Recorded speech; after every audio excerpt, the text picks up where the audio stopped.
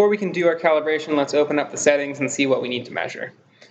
So the most important thing we need to measure is probably this first one here, distance between the motors. This is the horizontal distance between the center of the motor shafts in millimeters.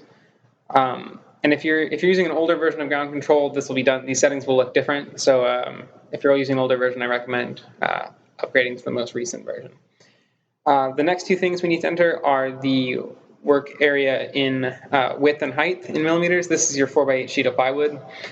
These numbers are just used for basically adding software limits. So if the sled starts to go off one side or the other of the workpiece, it'll stop itself.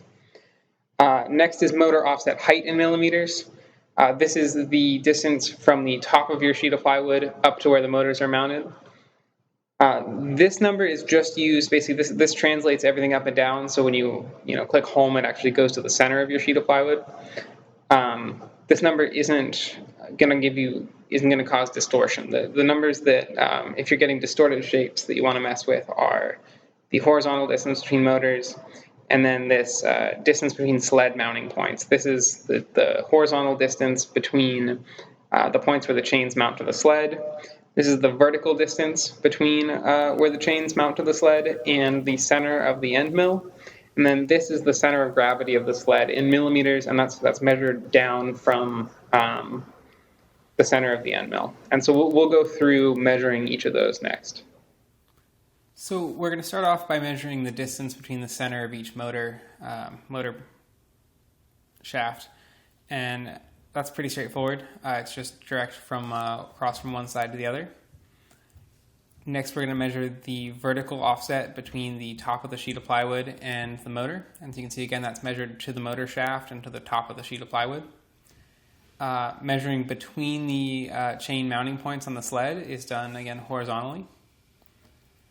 And then next, we're going to measure the vertical offset between the chain mounting points and the end mill. And this is a little bit trickier, so to make it easier for myself, I decided to mark where the mounting points are vertically, and then I can just measure directly to that line.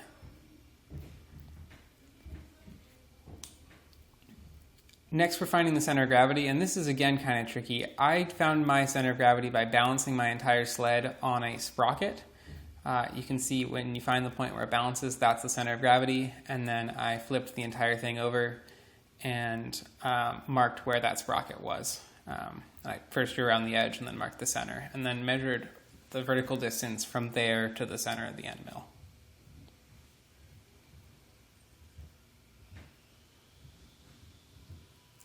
So now once we've measured all those things, we need to go into our settings and enter the numbers that we measured. And when you change something in the settings, those settings will be remembered and will be automatically uploaded to your machine if it's plugged in.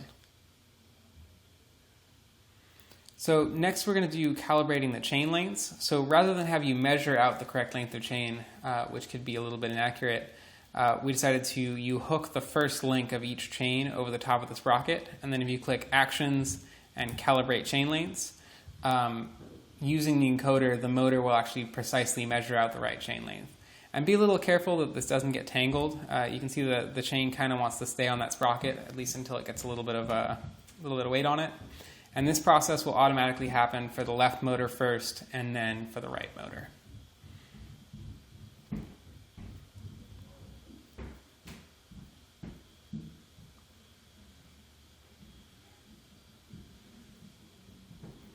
Next, hook up your sled to the chains, and then we can calibrate the motors.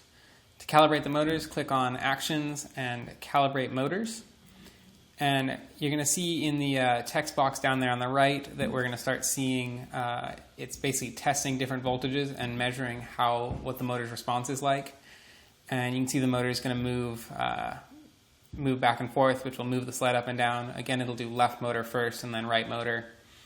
And basically, this is a process of measuring the motor's actual response.